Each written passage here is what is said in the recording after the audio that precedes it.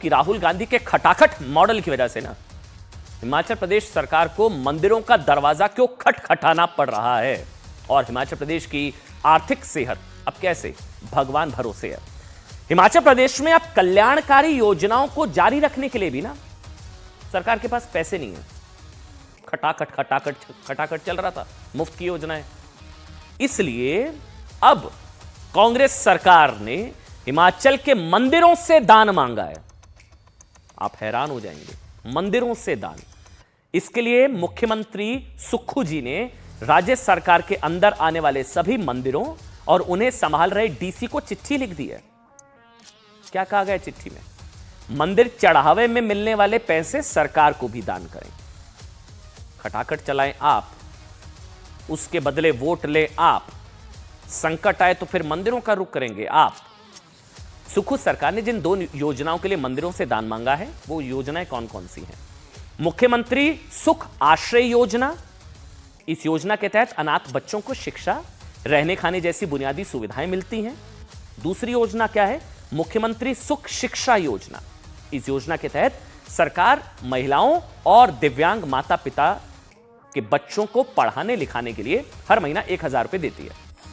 अब आप इस चीज को सोचिए, योजनाओं पर सवाल नहीं है, लेकिन वो कहते हैं ना कि जितनी चादर उतना पैर पसारना चाहिए। इसको लेकर तो खड़गे जी ने भी वार्न कर दिया था, याद है? आज हिमाचल प्रदेश की कांग्रेस सरकार के पास अनाथ बच्चों और महिलाओं को देने के लिए 1,000 रुपए भी नहीं है। तो फिर किस भरोसे राहुल गांधी जी हिमाचल प्रदेश में खटाखट स्कीम लॉन्च करके आए थे? 2024 में किस भरोसे से कहा था कि सरकार बनते ही महिलाओं के अकाउंट में हर महीने खटाखट खटाखट 85 से 100 रुपए आएंगे? कांग्रेस की खटाखट स्कीमें अब तब लॉन्च हो रही थी जब हिमाचल प्रदेश गहरे आर्थिक संकट में था। इसी की वजह से सरकार के पास कर्मचारियों को देने के लिए सैलरी नहीं है।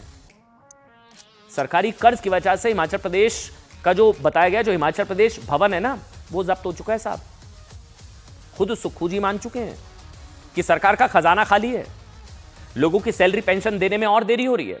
और इसी कंगाली की वजह से कांग्रेस सरकार उन्हीं मंदिरों के सामने सिर झुका रही है जिनके लिए कांग्रेस के कई नेता और उनके सहयोगी साहब कह चुके हैं ना कि इस देश में मंदिर की जरूरत क्या है, मंदिरों की जगह अस्पताल बनना चाहिए, लड़की छेड़ने वाले मंदिर जाते हैं। समय का चक्र देखिए। जिस पार्टी के नेताओं ने राम मंदिर को लेकर क्या कुछ नहीं कहा, मजाक भी उड़ाया। कितने कमरे याद है? महाकुंभ का बहिष्कार राहुल गांधी नहीं गए, रायबरेली तक थे, 100 किलोमीटर दूर से 2-2.5 घंटे नहीं गए। उसी पार्टी को अब सरकारी योजनाएं चलाने के लिए मंदिरों के आगे सर झुकाना पड़ रहा है। इस वक्त हिमाचल प्रदेश सरकार, प्रदेश में 35 बड़े मंदिर हैं हिमाचल प्रदेश में जो सरकार के अधीन है। और हिमाचल के इन सभी मंदिरों की कुल जमा पूंजी आप सोचिए कितनी होगी? कुल जमा पूंजी 4 अरब के आसपास है, 4 अरब के आसपास। सवाल यह भी कि जब इन्हीं मंदिरों के उत्थान के लिए जब पैसा खर्चा जाता है तब कांग्रेस सवाल उठाती है। बिल्कुल टंके की चोट पर कहते हैं, जब काशी विश्वनाथ कॉरिडोर बना या जब इस तरह के सोमनाथ मंदिर या काशी विश्वनाथ कॉरिडोर या राम मंदिर को लेकर उसे पैसे की बर्बादी कहा गया था कि मंदिरों पर क्यों पैसे खर्च करना, मंदिरों से पेट भरता है। यही सवाल पूछे जाते थे ना कि मंदिरों से किसका पेट भरता है, मंदिरों से नौकरियां मिलती है, मंदिर जाने से क्या होता है ना? ये भी बोला था जब चोट लगेगी तो अस्पताल जाओगे या मंदिर जाओगे? याद करिए, वो सारे बयान अब याद आ रहे हैं। चोट लगेगी तो अस्पताल जाओगे, मंदिर जाओगे? भूख लगेगी तो मंदिर में खाना मिलता है क्या? ये पूछा था ना। अब देखिए ना, खुद मंदिर जाना पड़ रहा है। मंदिर से मतलब मंदिर नौकरियां थोड़ी ना देगा, लेकिन योजनाएं चलाने के लिए मंदिरों का चंदा चाहिए। हिमाचल प्रदेश का सबसे अमीर मंदिर ऊना में मां चिंतपूर्णी मंदिर है। इसके अलावा ज्वाला देवी, चामुंडा मंदिर, नयना देवी मंदिर, बजेश्वरी मंदिर, बैजनाथ मंदिर, लक्ष्मी नारायण मंदिर, चंबा 84 मंदिर, बड़े बड़े मंदिर हैं जहां हर साल लाखों श्रद्धालु दर्शन के लिए जाते हैं और करोड़ों का चढ़ावा चढ़ाते हैं आस्था के अनुसार। हिमाचल प्रदेश के चिंतपूर्णी मंदिर के पास 100 करोड़ की जमा पूंजी है, 100 करोड़, जबकि मंदिर के पास करीब 2 क्विंटल सोना जमा है। 2 क्विंटल। वैसे एक अलग लड़ाई इस चीज की चलती है कि मंदिरों पर से सरकारी नियंत्रण जो है वो खत्म हो जाना चाहिए। जब गिरजाघर, मस्जिदों पर नियंत्रण नहीं है तो मंदिरों पर नियंत्रण क्यों? इसकी एक अलग से बहस, बहुत पुरानी बहस है। कि मंदिरों पर सरकारी नियंत्रण क्यों होना चाहिए? बिल्कुल नहीं होना चाहिए। सेकुलर जब कहा जाता है, सिर्फ मंदिरों पर ही क्यों, मस्जिदों पर नहीं, गिरजाघरों में नहीं, मंदिरों पर नियंत्रण। और सुनिए, श्री नयना देवी मंदिर के पास 83 करोड़ से ज्यादा की जमा पूंजी है, करीब 1 क्विंटल सोना जमा है।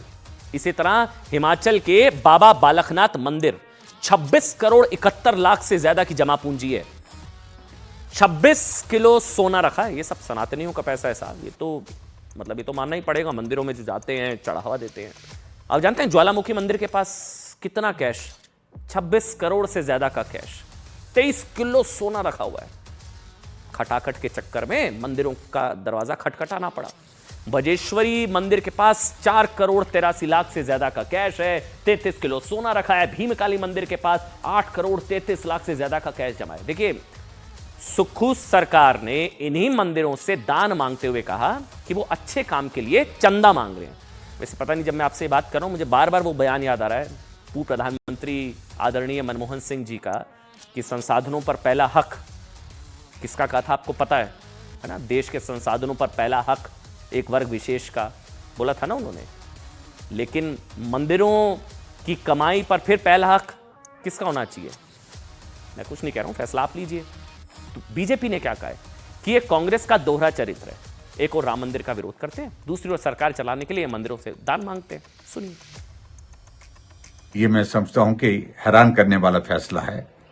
एक तरफ सनातन का विरोध, एक तरफ सनातन को गालियां, और एक तरफ सनातन में जो आस्था रखते हैं, श्रद्धा रखते हैं, उनके खिलाफ टिप्पणियां करना कांग्रेस के नेताओं का, और उधर मंदिर से लेकर के सरकार खर्चा चलाने के लिए पैसा मांग रही है। Totally wrong. और ऐसा बोलना कि ये सरकार ने एटीएम बना रखा है और nonsense, they talk irrelevant things which is not true. They should see कि किस कॉज के लिए मांगा जा रहा है।